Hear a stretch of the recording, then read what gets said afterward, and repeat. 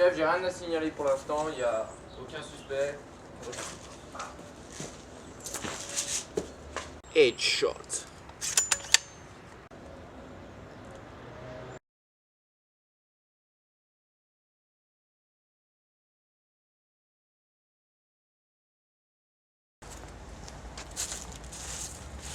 Bonjour, c'est la section pour une nouvelle vidéo sur la Dragnov SVD de chez Heineken achetée sur Taiwan Gun. Donc je remercie mon copain pour le prêt de cette réplique. Alors la réplique fait 2870 grammes. Alors la puissance, on en reviendra après, et il a deux puissances. La longueur est de 1,217 m. Alors dans le carton, c'est un carton assez grand. On a une petite fiche avec une cible et quelques trucs inscrits derrière. On avait un petit sachet où dedans il y avait des clés Allen. Alors je vais y arriver. Voilà. Il y a un sachet où dedans il y a deux clés Allen. Une grosse, ça c'est pour la mire. On en reviendra après. Et une pour le up-up. Et il y a un autre truc noir à l'intérieur, c'est ça vient aussi avec la grosse Allen, c'est pour la mire. Voilà. C'est en gros ça, un petit sachet. On a un ressort. Alors justement, ce ressort, ça sert justement à changer la puissance. Il est vendu avec deux ressorts. Un ressort de 1 joule et un ressort de 2 joules environ. Celui-là, c'est le ressort d'1 joule. Alors le ressort de 2 joules, je vais pas vous le montrer, il est un petit peu plus large. Et il est à l'intérieur, enfin ça va être très dur à l'enlever. Et la réplique. Je suppose qu'il y avait sûrement une notice avec, enfin je sais pas. Ah, il y a la réplique, il y a aussi bien sûr une tige avec. Une longue tige. Voilà.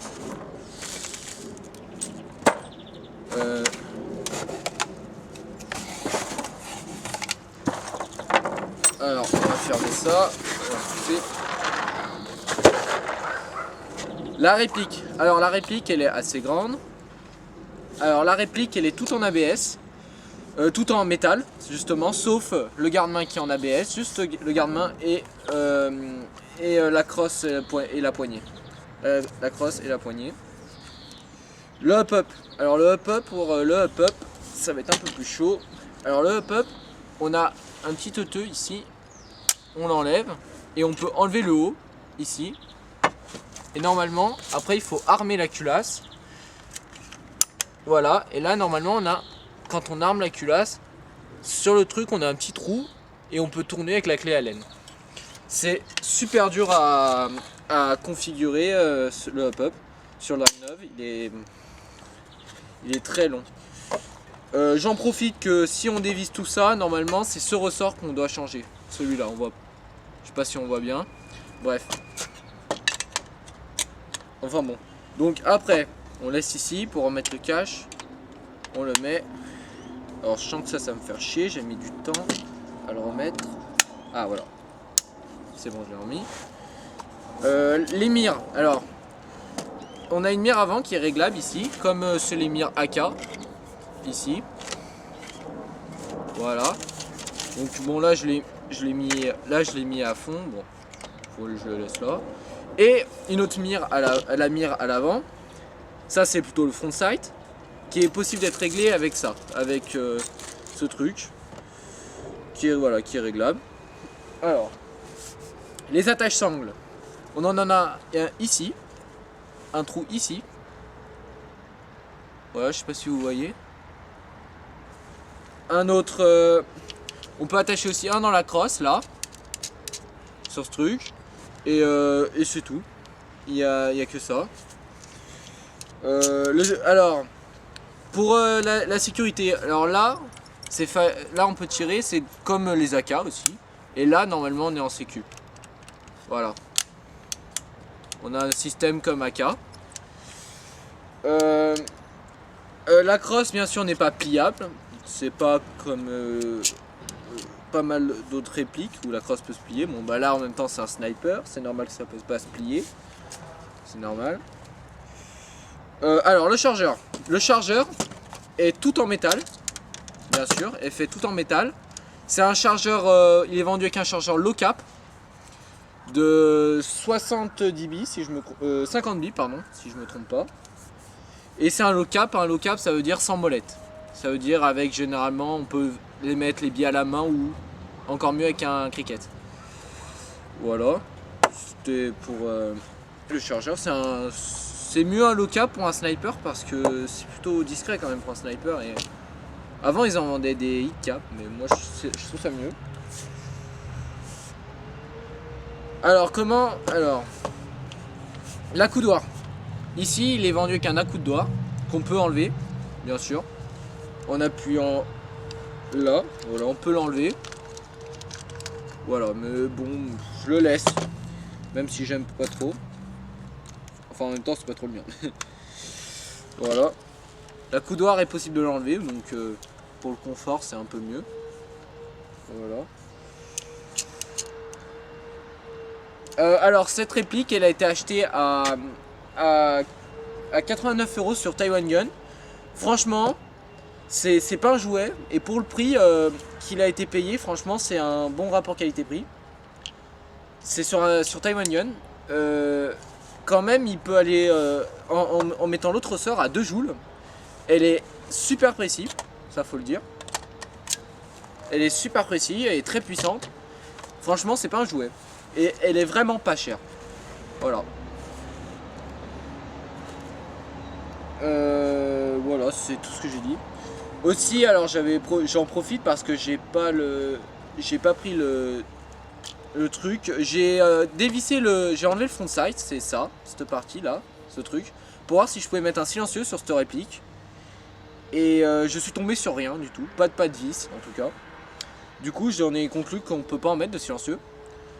Je sais pas, peut-être, à mon avis c'est possible des silencieux spécial Dragnov, mais en tout cas un silencieux normal c'est pas possible à mon avis. Bref, voilà c'est tout, donc c'est pas possible de mettre un silencieux universel sur cette magnifique réplique.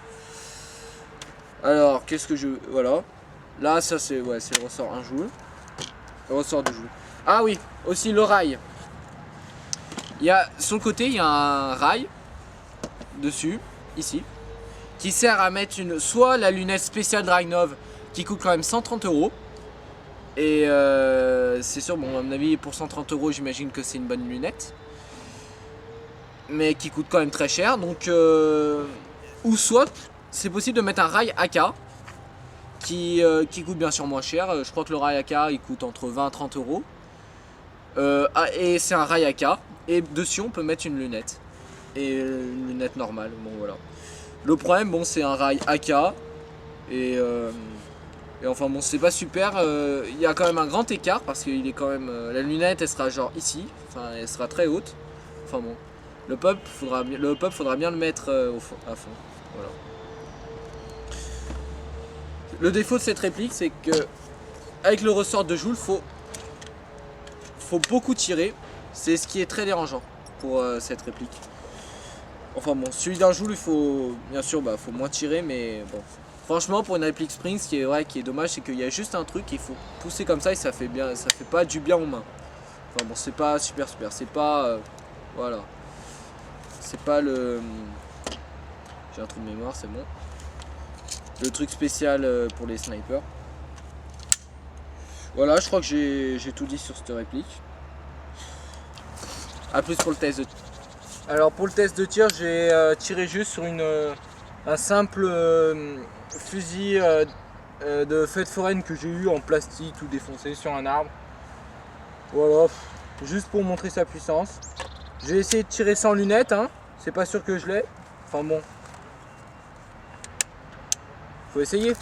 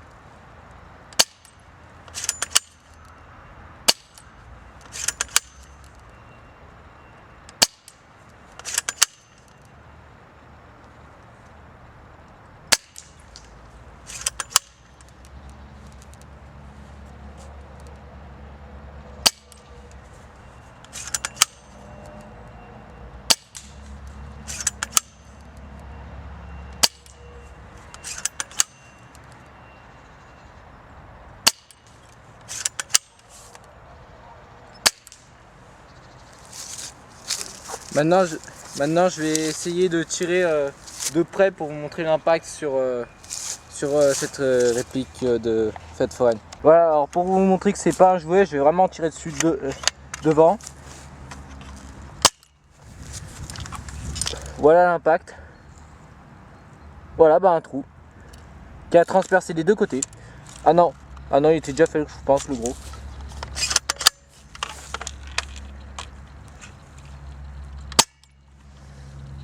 Ah merde, j'ai pas tiré de bille, je crois. Ah bah j'ai plus de bille. Donc voilà l'impact, hein. C'est vraiment pas un jouet, ça, faut pas le laisser à la portée de n'importe qui. C'est vraiment très puissant. C'est un sniper en ressort vraiment puissant. Généralement moi je joue pas avec, mais celui-là il est très puissant, enfin bon. Bref, à plus.